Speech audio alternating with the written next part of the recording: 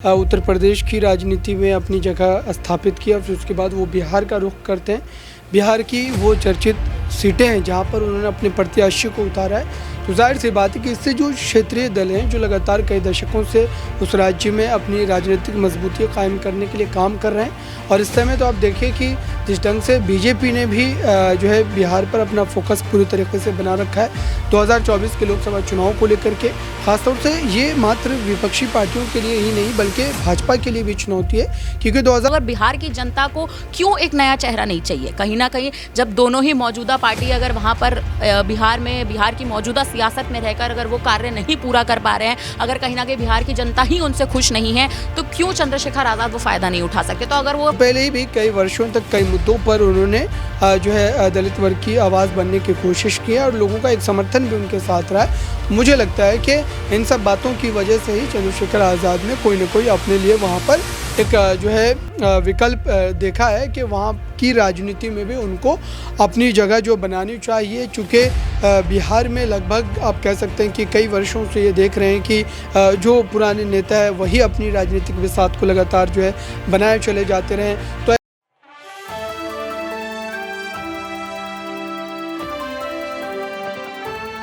लोकसभा चुनाव के बीच उत्तर प्रदेश के बाद अब बिहार में भी चंद्रशेखर आजाद अपनी सियासी रसूख को बढ़ाने की कवायद में जुट गए हैं। इसी बीच बिहार की 6 सीटों पर चंद्रशेखर आजाद ने अपने प्रत्याशियों का ऐलान कर दिया है और यहीं से सारी चीजें जो है खुलकर सामने आने लगी। एक तरफ क्या अब चंद्रशेखर आजाद बिहार के उस दलित वोट बैंक को साधने में कामयाब हो पाएंगे? क्या जिस कवायद में जुटे हैं मुस्लिम और दलित वोट बैंक अब चंद्रशेखर आजाद के फेवर में आता हुआ नजर आएगा? बता दें कि जिस तरीके से चंद्रशेखर आजाद लगातार अपने प्रत्याशियों का जो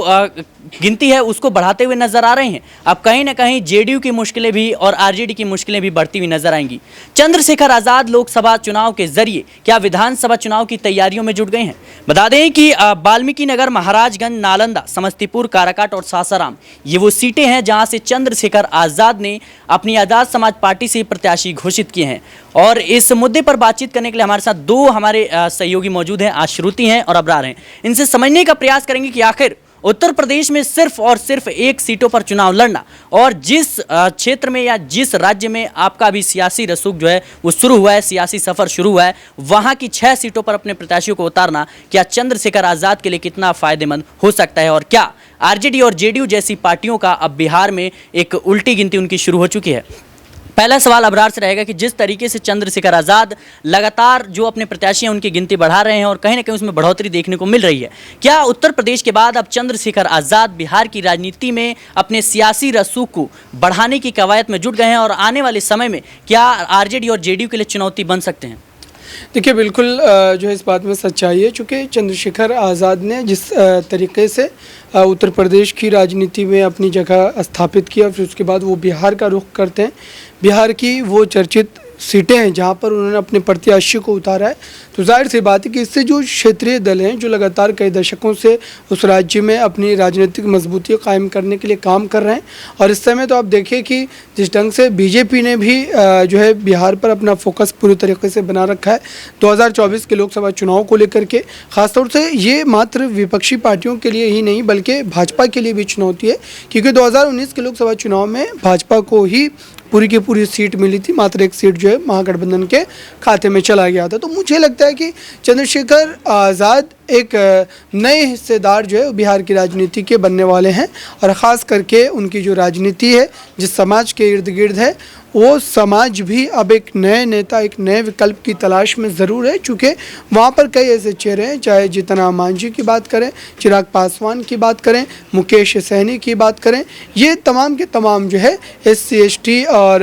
जो है दबे कुचले तबके की हिमायत करते हैं, उनकी राजनीतिक ताकत बनने की कोशिश कर रहे हैं। तो मुझे लगता है कि अब चंद्रशेखर आज़ाद ने जिस तरीके से बिहार की जो है सरजमीं पर अपने कदम को रखते ही वहाँ पर एक राजनीतिक हलचल पैदा कर दी है। और ख़ास तौर से देखा जाए जो सीटें महाराजगंज की हैं या फिर काराकाट की सीटें, देखिए इन सीटों पर जीतने की संभावनाएं भी नजर आती है, क्योंकि प्रत्याशी बहुत है और जाहिर सी बात है कि जिस समाज का वोट ज़्यादा होगा और एक तरफा वो वोट पड़ेगा, वो कहीं ना कहीं सीधे तौर पर उस प्रत्याशी के जीतने में एक अहम रोल अदा करेगा। मुझे लगता है कि चंद्रशेखर आज़ाद के साथ मात्र मात्र इस समय दलित वर्ग ही नहीं है बल्कि मुस्लिम वर्ग भी है, और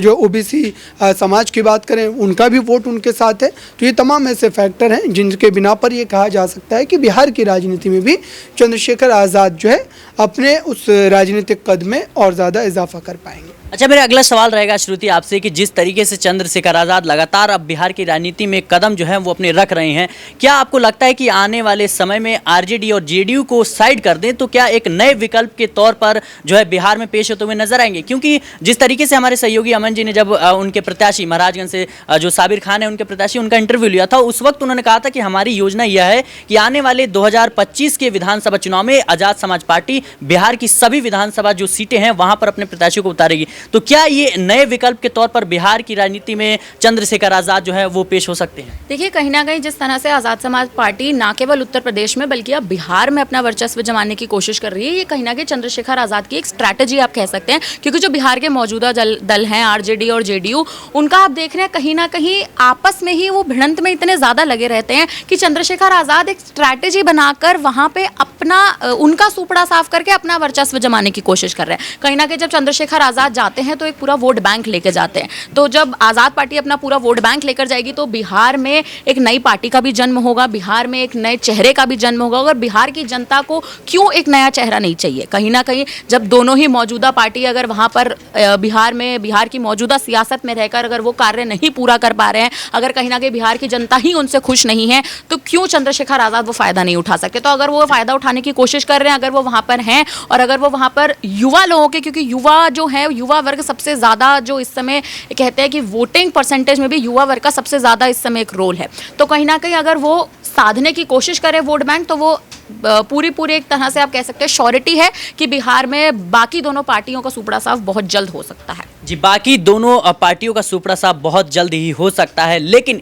एक अहम सवाल यह भी होता है कि जो मुस्लिम और दलित वोट बैंक, जो यादव वोट बैंक कहीं ना कहीं आरजेडी को पड़ता था और आरजेडी के हक में जाता था, क्या वो चंद्रशेखर आज़ाद पर जो है विश्वास कर पाएगा? क्योंकि चंद्रशेखर आज़ाद अभी बिहार की राजनीति में महज जो है कदम रखा है और आने वाले समय में क्या कुछ जो है चुनौती वो आरजेडी और जेडीयू के लिए बन सकते हैं? मेरा अगला सवाल अबरार से रहेगा कि जिस तरीके से अभी देखें पूरे बिहार के समीकरण को, तो कहीं ना कहीं पप्पू यादव के समर्थन की भी चंद्रशेखर आज़ाद बात करते हैं, हिना शाह के समर्थन का कल जो है उन्होंने ऐलान कर दिया है। तो क्या चंद्रशेखर आज़ाद इस रणनीति को समझते हैं कि अगर मुझे बिहार के सियासी सफर पर निकलना है तो इन जो छोटे दल हैं या जो नेता हैं, जो क्षेत्रीय नेता हैं, इनका कहीं ना कहीं समर्थन होना बहुत ज़रूरी है?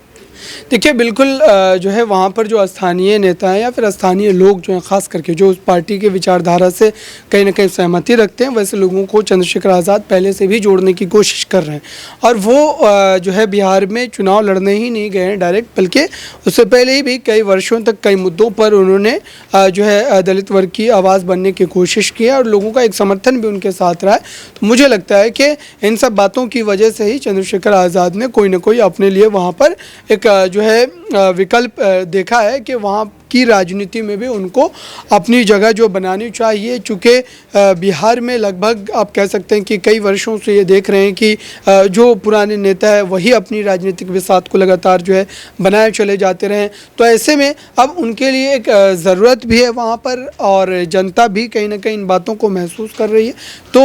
इन बातों को देखते हुए यही कहा जा सकता है कि चंद्रशेखर आज़ाद चाहे सिवान सीट पर जो हिना शाह का समर्थन करना हो या फिर पप्पू यादव का समर्थन करना हो, पूर्णिया की सीट पर, ये तमाम फैसले, ये तमाम पक्ष उनके इसलिए भी सुनने को मिल रहे हैं ताकि कम से कम वो बिहार की राजनीति में जो अपना दमखम रखते हैं वैसे लोगों को अपने साथ जोड़े और जो है उस वजह से उनका जो ग्रास रूट पर जो है पार्टी की जो विचारधारा है वो फैले और पार्टी से जो लोग हैं वो लगातार जुड़ते चले जाएं। जी बिल्कुल, कहीं ना कहीं मेरा एक आखिरी सवाल आपसे छोटा सा रहेगा कि जीतन राम मांझी और चिराग पासवान ये कुछ नेता हैं जो कहीं ना कहीं दावा करते हैं कि हम भी जो है दलित जो वोट बैंक है उनके प्रतिनिधित्व की बात करते हैं, उनके हक की बात करते हैं। तो चंद्रशेखर आज़ाद के लिए कितना मुश्किल होगा या फिर कितना आसान होगा, क्या कैसे देख रहे हैं आप? देखिए, चंद्रशेखर आज़ाद बिहार में नया चेहरा लेके जाएंगे, एक नया वोट बैंक लेके जाएंगे। दलित वोट बैंक को वो साधने की जो उनकी कोशिश है वो कहीं ना कहीं तब पूरी होगी जब बिहार में वो नई रणनीतियों को लाएंगे, बिहार की जनता से नए चुनावी वादे करेंगे। क्योंकि अगर वो नए वादों को रखते हैं, नए कहते हैं कि जनता को लुभाने का नया तरीका ढूंढेंगे, वोटर्स तभी बनेंगे। क्योंकि चंद्रशेखर आज़ाद बिहार में एक नया चेहरा चेहरा बनकर जाएंगे उत्तर प्रदेश के बाद, तो कहीं ना कहीं आप समझे कि जो मौजूदा वहाँ पे नेता हैं, जो क्षेत्रीय नेता हैं, जो कहीं ना कहीं